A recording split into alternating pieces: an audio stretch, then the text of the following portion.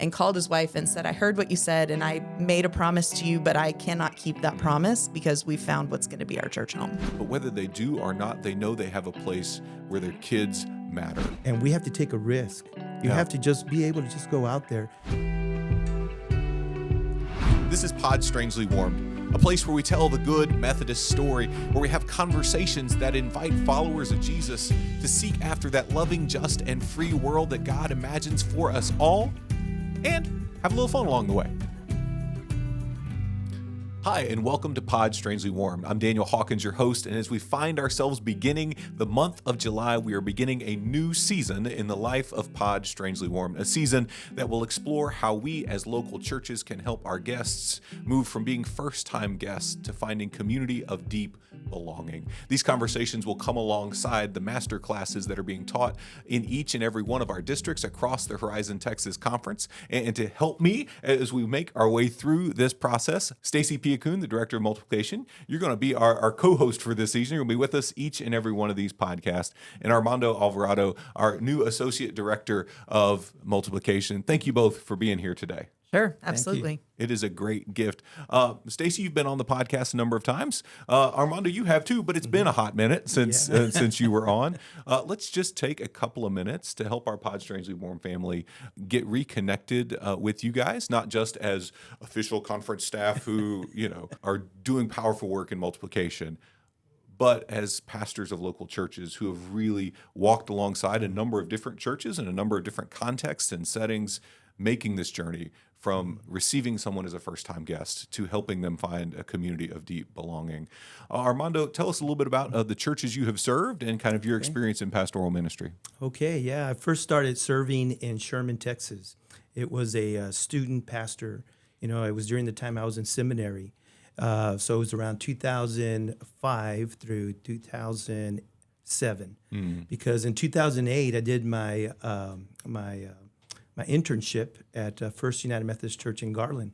Okay. And that was quite an experience, because it was predominantly Anglo, and I was a Hispanic, Latino preacher coming in, and I worked really close with Clay Womack, and Gene Wisdom. And so it was exciting. It was an exciting time for that whole year. No. And then I went to Grapevine, First United Methodist Church in Grapevine, was there for about close to 11 years. Yeah.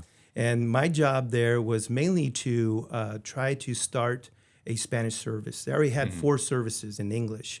So Dr. Ken Deem was there at that time. And so we started a Spanish service and then eventually went into bilingual service. And we were very well connected with the Hispanic community there in Grapevine at that time. And then from there, I went to Fort Worth to merge 3 churches, La Trinidad, United Methodist Church in Fort Worth, El Buen Samaritano from Fort Worth also, and then they were Faith United Methodist Church. And together we started a new church, named New Church Start, you can say, merger, called New Riverside United Methodist Church. So it's been a great experience just going through all of that.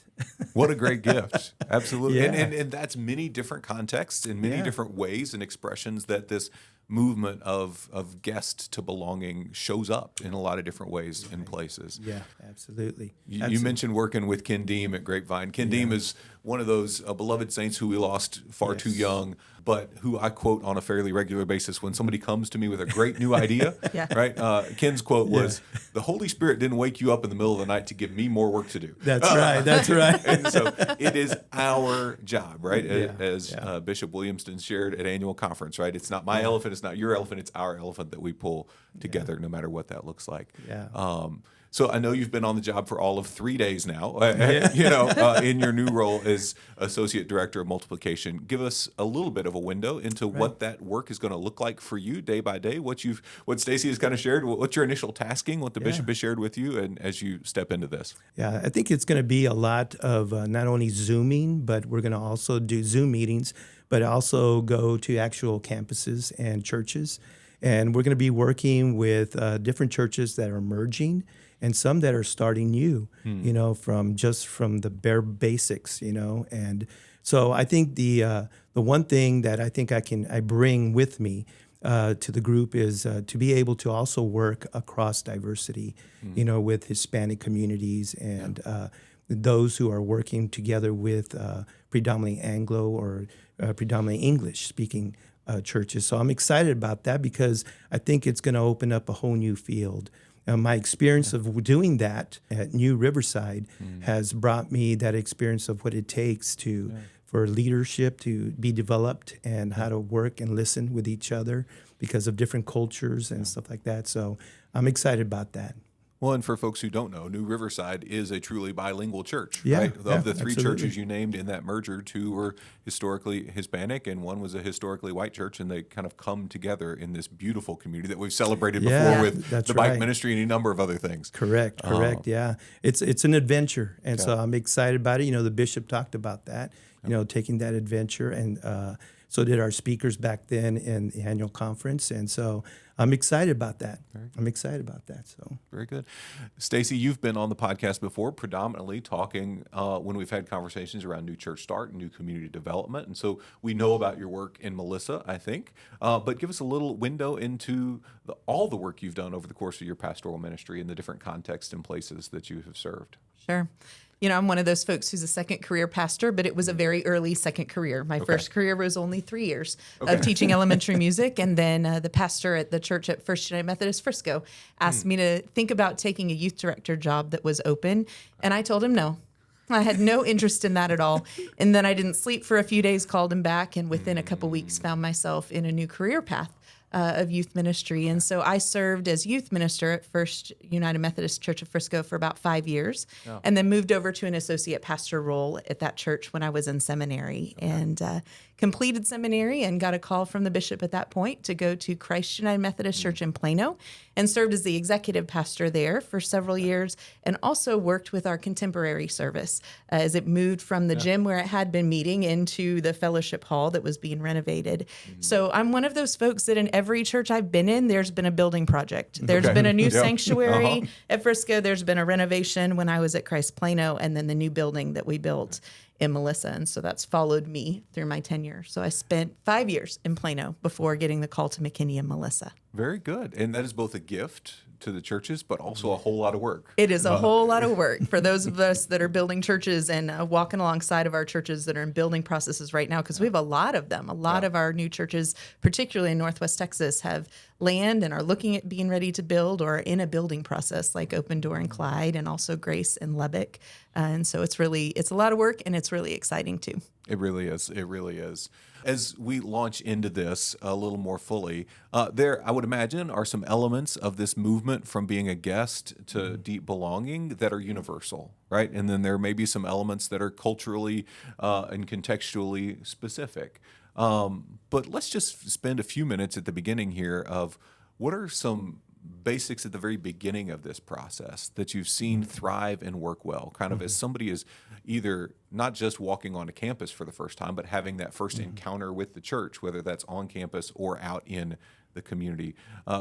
What are some kind of places of beginning that we might want to share with the conference? Yeah, I think the initial building block for any kind of walking from guest to belonging is going to be relationships. And that relationship doesn't always have to be with the pastor. It oftentimes is first a neighbor or a friend or someone who was holding the door at church when they came in for the first time, but took the time and intentionality to remember someone's name when they came back for that next visit. Yeah. One of my favorite stories in Melissa was we had a season when we were still worshiping in the school that we decided to do not door hangers, but actually prepare new resident bags, essentially, but not go through the Chamber of Commerce. We actually put these bags in the hands of our church leadership and our church members with a little bit of instruction of, if you have a new neighbor as school's getting ready to start, don't go hang it on their door. Wait till you see them outside. Go over, introduce yourself, and use the back space on the card of information of our church to write down things like your favorite restaurant, where you go to the dentist, right? Those sorts of things that people just need to know. What's the best pharmacy in town?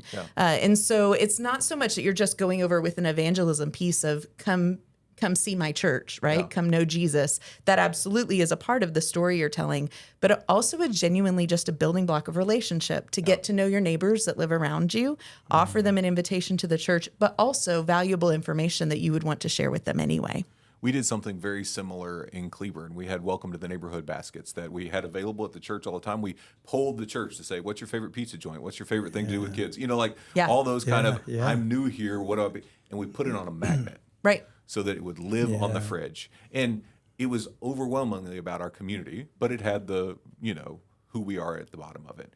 With the idea of so many of those kind of evangelism neighboring pieces, if it's purely, just a promotional piece, it's going to get thrown away. Right. Right. Yeah. But if it's a piece that is showing we want to be a good neighbor to you, whether you end up connected with us or not, you can cut us off the bottom of the magnet and put the magnet on the fridge. It's fine. Right. But beginning with that, we've got these available. When you notice a sign go up in your neighborhood, begin to be attentive when somebody moves in, and so that you can just welcome them to the neighborhood as a good neighbor. One of the most amusing stories for us and Melissa when that happened was a member of our lead team had gone and visited a new neighbor. He had moved ahead of his family, a year ahead. And so he had just moved in. He was still unpacking the truck. It was a Saturday afternoon.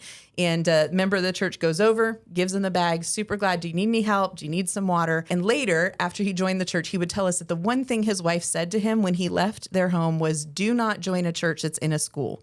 I do not want to set up and take down. I do not want to do any of those things. Just join a church that's in a building so we don't have to do all of that. And Mark would say, standing in his driveway, that he looked literally across his driveway and a little green space to the school where we worshiped. It was across the street. And went in and experienced a welcome among the people and had this relationship with a new neighbor, and called his wife and said, I heard what you said and I made a promise to you, but I cannot keep that promise because we found what's going to be our church home. That is so powerful. And it speaks to the power of that relationship piece. Right. And I think in so many of our local churches, we have a heart for radical hospitality. We have a heart for relationship. But church is also a place where we've got really good internal relationships, right? And we can be a time where we catch up with our people. And if we're not careful, that relationship kind of lens turns inward instead of outward. Right? Yeah. I know at Martin, where I serve now, hospitality is one of our highest values, right? That radical welcome and belonging is, and I think one of the gifts that the church brings. It's something that's in our history, right? We have the Vastine building at Martin, named after Tom Vastine, who was one of those legendary saints in our church, not who gave all the money for the building or anything like that, but who embodied that spirit again and again. So there's like 2 generations of folks who can name the moment where Tom caught them in a moment of radical welcome and invited them and helped them find their way and find their place. But we'd had a season where we'd become a little insular, right? But it took 2 of our beloved saints within the church who were new but had kind of jumped in spite of our welcome rather than because of, who were vulnerable enough to name their experience and tell their story. And that happened about 4 years ago. And since then, the church has re-embraced that same spirit of, we are going to be intentional and looking not just for our friends, but for those who are new here so that we can, and as a mid-sized church, that's a easier thing to do than in some contexts. But I know I've got 2 or 3 people of radical welcome in every section of the sanctuary in each service, right? And so they're able to just embody that kind of, once somebody walks in the door, right? Welcome, you belong, and I'm going to make a point of remembering your name this time, the next time. And people love their name. It is one of those things. It makes a big difference. I have a mentor that once told me that churches go through a cycle of inhale and exhale, right? We inhale and we look at systems and processes and small groups and discipleship pathways and all of those things. And then we exhale and we go find the next group of people and we integrate them into the system. And then we've got to look inward again, right? We've got to inhale. And so a part of the timing of just this podcast, but also the multiplication masterclasses, is July can be a season of inhale. You don't want to get stuck there, but this is a really great time to take a step back, do a quick look at kind of the templates and processes that your church has in place for walking people through this process, and to be ready to exhale in August and be ready for the new folks who are coming in. Well, and it's also a time when summer itself, right? June, July, and August, between camps and VBS and all of these things, that we are more likely to have more of our neighbors on campus than we are in the middle of October, right? And so that opportunity to begin to form a relationship as you're examining those internal processes, so that you're ready, you're invitational and you're ready. Armando, where has this shown up in your church and life experience? Man, Stacey said the right thing. It's about relationships all the way. So when we first started, when we merged the New Riverside and we became New Riverside, it was quite an experience. A lot of them were it was about getting to know each other. Yeah. And so that was an adjustment. But I realized that a lot of us were just focusing within ourselves. And so I started preaching about going out into the neighborhood. What are we doing? Do we know our schools? So we got involved with the neighborhood association. Yeah. And because of that, they invited us every single time for whatever the 4th of July parade, that was there on Bonnie Bray at Riverside, all kinds of things that were going on. The night out, we hosted that, so it was just a great relationship we had. But I think one of the stories I want to share is we had just built our playground. And when we built our playground, it was really nice and shiny out there. Everybody would see it, but it was fenced in, right? And so we had a little struggle with pushback about we don't want to open it up, this and that. So I told them whenever I'm there at church, I'm going to open up the gates and see. So there was this family that was pushing their kids in a stroller, and I saw them, and I went out there and I gave them some water. And this is just an example of just reaching out, radical hospitality. And I said, hey, so if you want to come to the playground, we have a new playground, you can come and play. And they said, okay, thank you. And I introduced myself and so forth. And then they left, but they came back. And they were playing in the playground. I was watching them through the window. I was going, look, you see, it's working. Anyway, but after that, the young man that was there in that group with the family, because of the bike ministry, came by and sat down and saw me. And so we had a long conversation about God. Yeah. And his wife and his sister-in-law, they started to kind of visit the church with their kids. And so it was interesting. And he goes, my wife really loves this church. And we've never really thought about coming in here. But because you came and invited us and you gave us that water, bottled water and so forth, it was amazing. And you invited us to come play in the playground. I mean, I think we're thinking about coming even more. So when the two families came, there was a third family, and this is all from the neighborhood. Yeah. And the third family was their parents, and the dad had been praying for them to go to church, but they would never go because they had a bad experience when they were kids and so forth. But now they have young kids, and he wanted his grandkids to be able to go to church. Yeah. And so they were just so grateful that I went out there and reached out. But it's not about me. It was the Holy Spirit. Because I had been doing that with several people. But this group of families, they joined the church just recently, about 3 months ago. And so I think it's a blessing, and we have to take a risk. You have to just be able to just go out there. So getting involved, not only myself, but the members, we're involved in the Carter Riverside Neighborhood Association. We're involved in the meetings. We're involved with schools, getting to know the principals and so forth. And there's a high school, a middle school, and about 3 elementaries nearby. And because we have Project Transformation, it's just a blessing. The families come in, we introduce ourselves. And so I think, the relationships that we build, eventually people will want to come and visit. Yeah. And so it's been good. It's been good that way. Yeah, welcome is not just a Sunday morning thing. Welcome in that spirit of relationship and cultivation is something that we take into the neighborhood. We've talked off camera a number of times about one of the beautiful gifts we've hosted Project Transformation for the last 2 summers. Yes. And when the kids who are at our elementary school partnership that we mentor and tutor and come alongside in that way are then showing up at PT over the summer and then connect, as they're walking up with their parents for the first day of Project Transformation, and the parents have a little bit of I've signed up for this, but it's still a little uncertain. I'm trusting you with my baby. And the kids go, Pastor Daniel, or whoever, any number of immediately.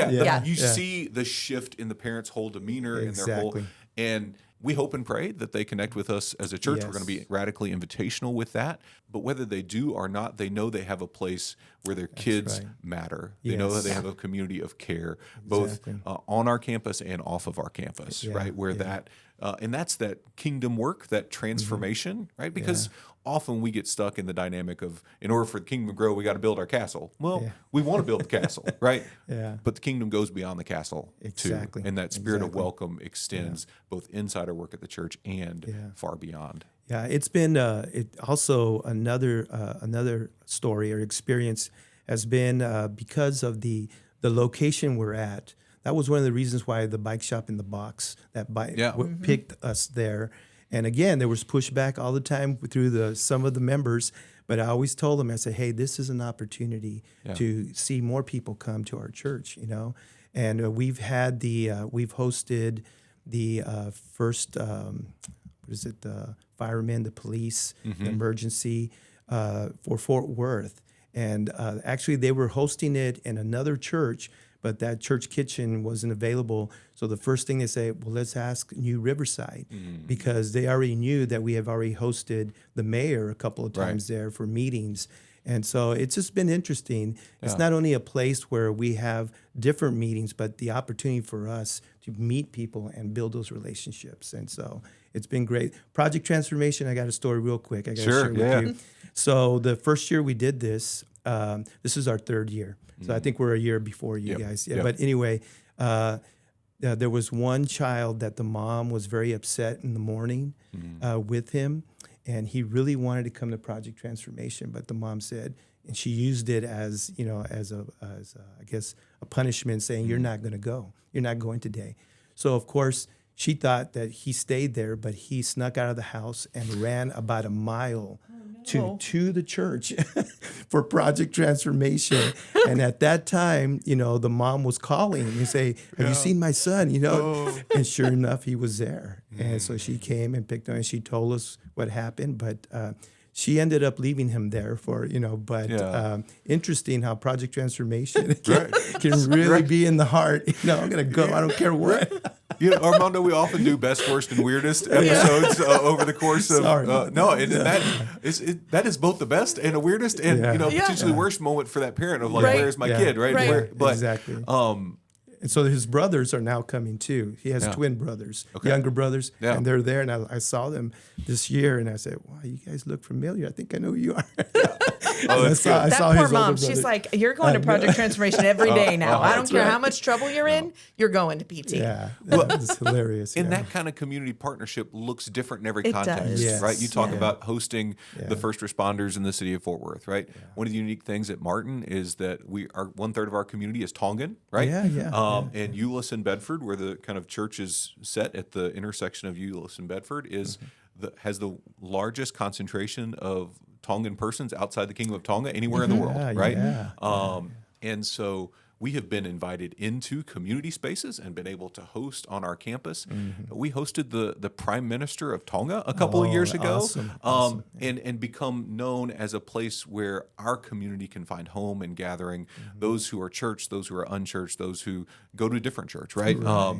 And become a community hub. And so no matter what somebody's context is, that intentional movement into the neighborhood will bear fruit that may look different from place to place, right? Our town and country places will look different than our county seat places, will look different than our urban communities, our suburban communities. But that spirit of relationship where it all begins is the beginning block in the invitation. If we're moving from relationship to a next step, what does that next step look like? Yeah, so again, I think you hit the nail on the head of it's going to be contextual. It's going to look different in every church. And so I think for a local congregation to think through as who do you see coming to your church, right? Some of our churches see a vast variety of folks. They may have college students or young adults that come on their own. They may have families that come, and they may also have retirees, empty nesters, those with more experience in life. And your follow-up with each of those kind of groups will be different.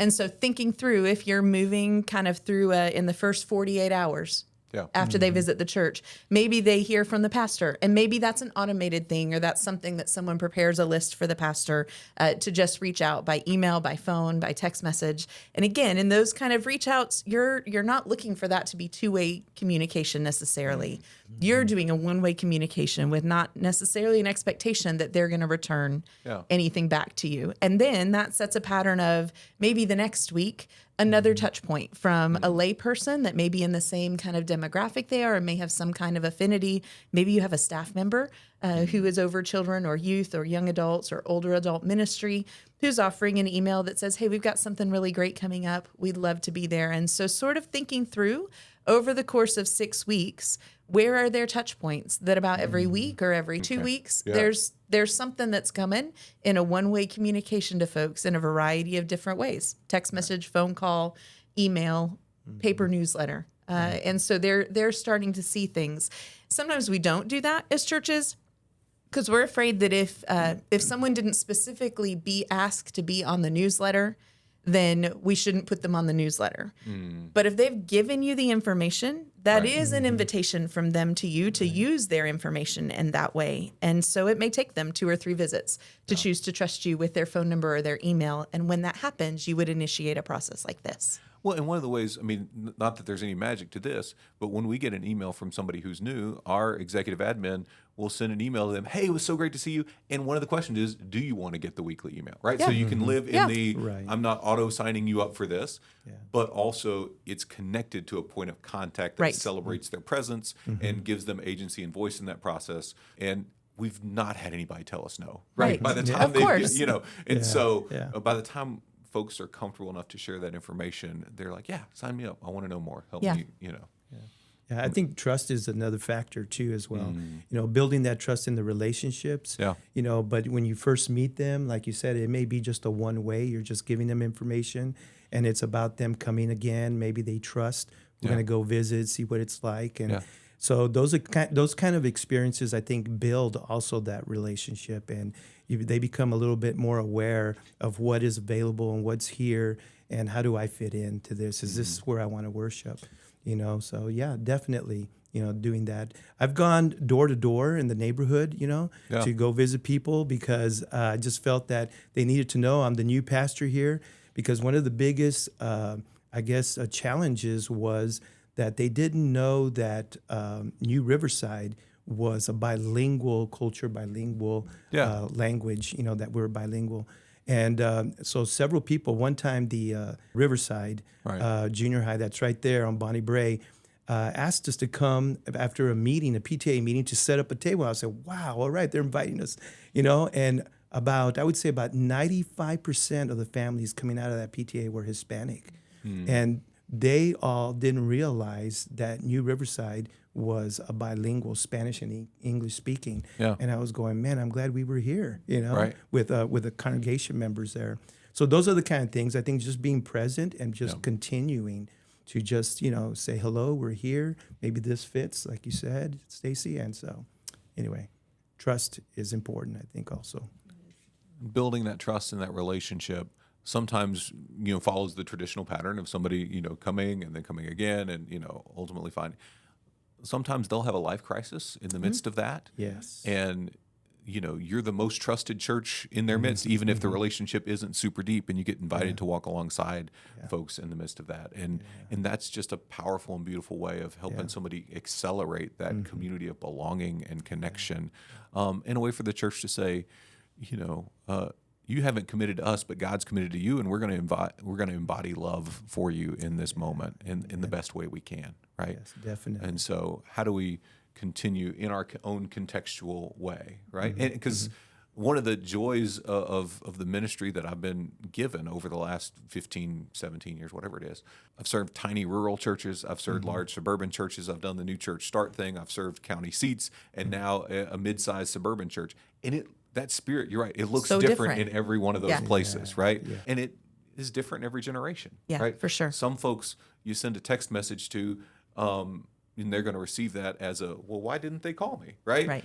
Some folks you call like, dear Lord, who calls anybody these days, right? And it just depends on contextual environment, and you just do your best. It's that tailored pathway. And you talk about the movement of the people who, when they have a crisis, would come to the church and call it home. I sometimes draw that out in a series of concentric circles, right? The center is going to be your members, so they're your leadership, right? Center is your leadership, And those folks are deeply committed to the church in a level where they are tithing, they're active in leadership circles. The next circle is going to be your members. And so also they've made a commitment to the church, maybe not quite ready to move into a leadership space, but they are the core of what it means to be whatever United Methodist Church you are. And then that next circle we talk about is constituents. And I know we started kind of talking about that last year a little bit, Owen Ross did. So constituents, for me, I define that in the simplest way as the people who, if something were to happen, you would be their church. You would be their home. You would be the place that they call. And it can be sometimes difficult to figure out who those people are because they haven't self-identified that way.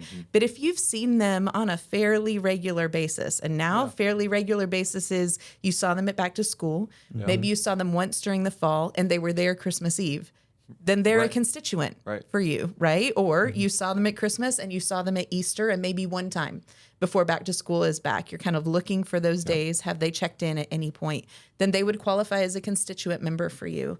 And then outside of that circle is the neighborhood. And so if you think about it in that framework, we're also always trying to think about how do we bring neighbors to be constituents? How do we invite constituents to be members, acknowledging that for some people, church membership is not a thing they're ever going to want to commit to. And then how do we continue on a discipleship pathway to move people from membership into leadership and allow them a period of rest where they may step back out into that membership role.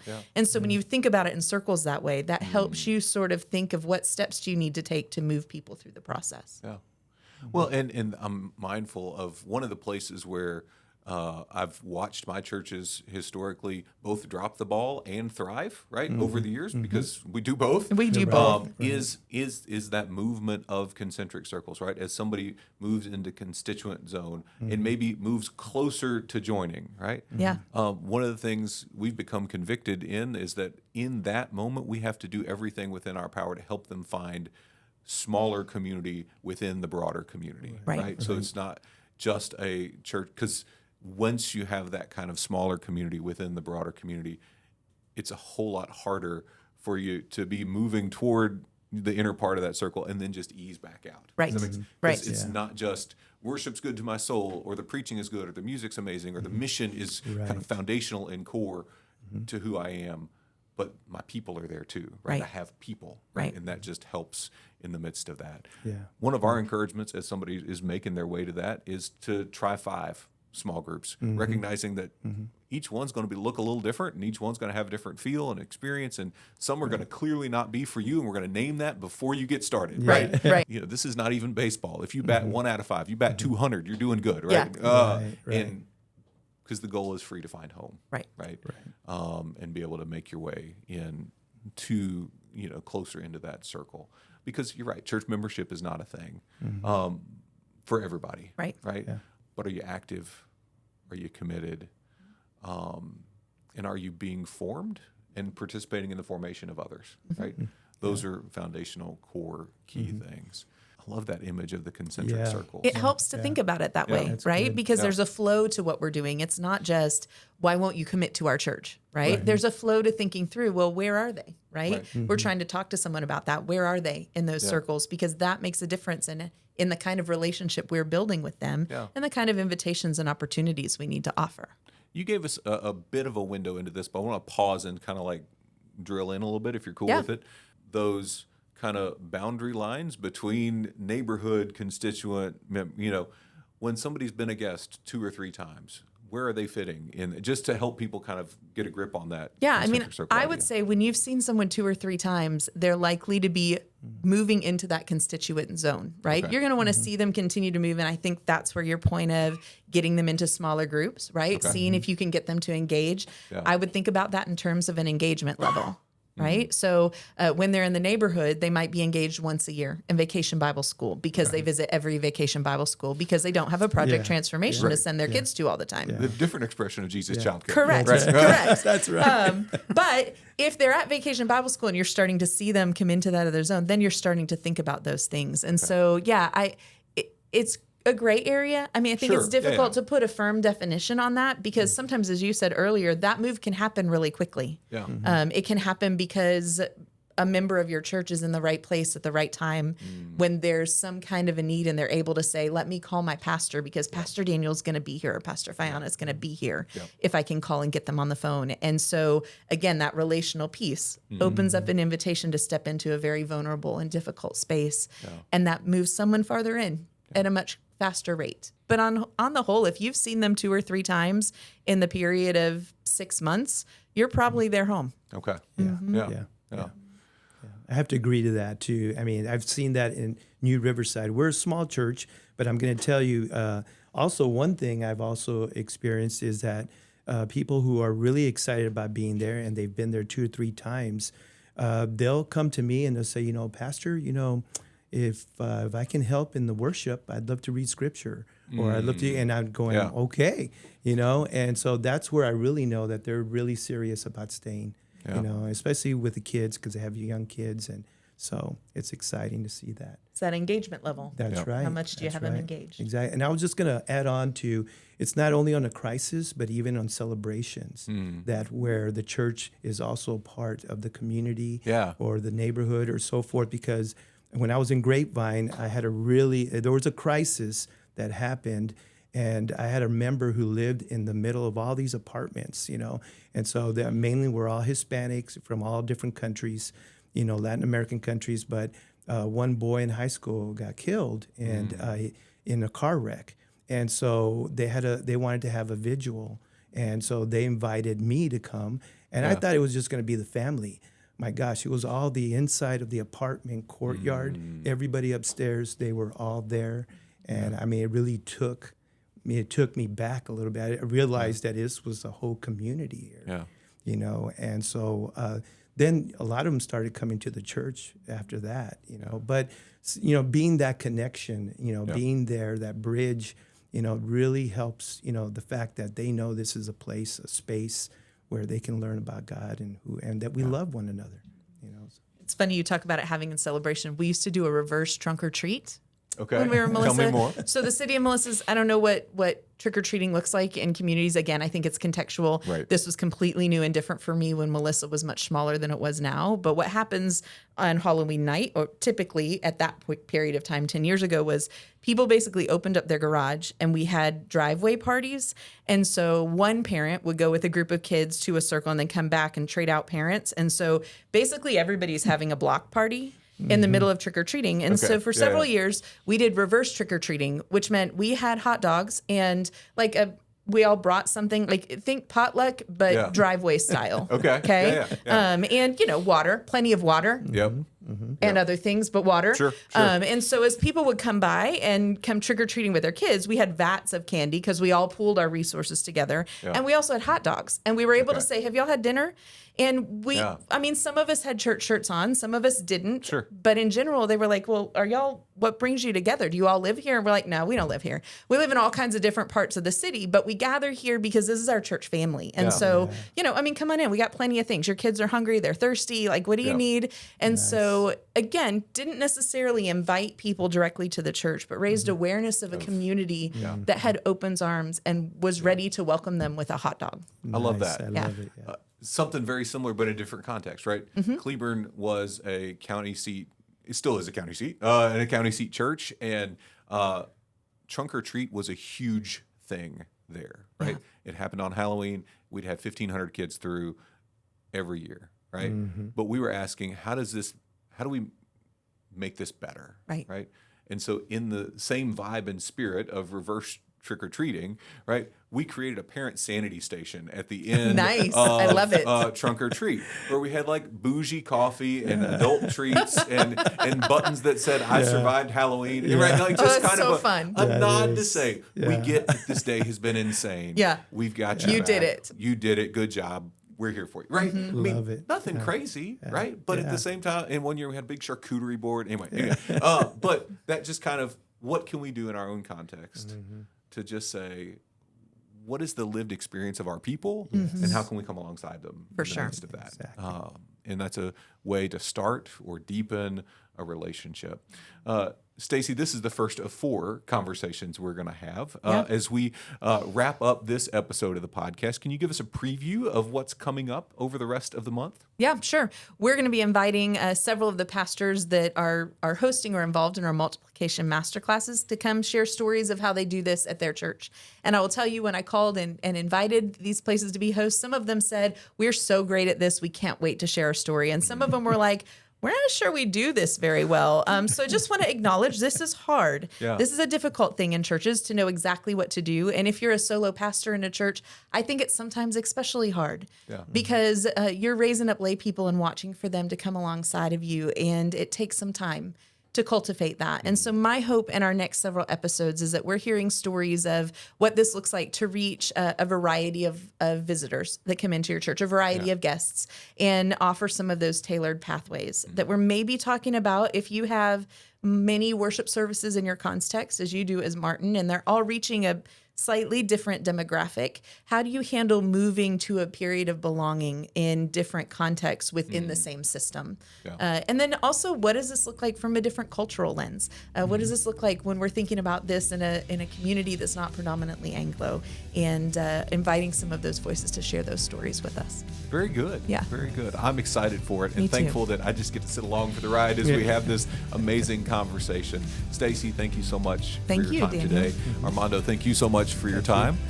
And thank you for being with us on Pod Strangely Warmed. Until next time, I'm Daniel Hawkins.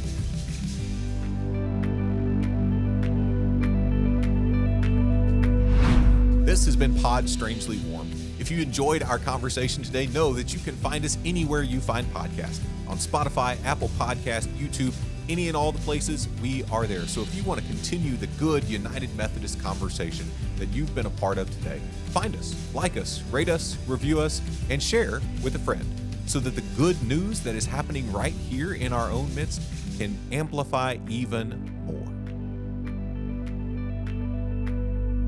Good, because I can pick up my sticker. Because it fell down right as we started. Oh, no. And I was like, not going to get it. Just going to let it be. All right. When he's just talking, I'll Yeah. be only on him, so you can do stuff like that. Well, you didn't tell me that before, so I was not going to distract from being like, my sticker fell down. Y'all have got the one 4K camera, so Yeah. it's shooting so we can Oh, cut okay. in and Yeah. still Yeah. maintain. Yeah. Yeah. Yeah, that one's 4K now. Oh, okay. Well, hey, Jeez, Daniel. sorry. Keep up with the Lying in audience. front of on God and now. everybody. Right. Right. He's probably still even recording. I know. Now there's another blooper. Yeah.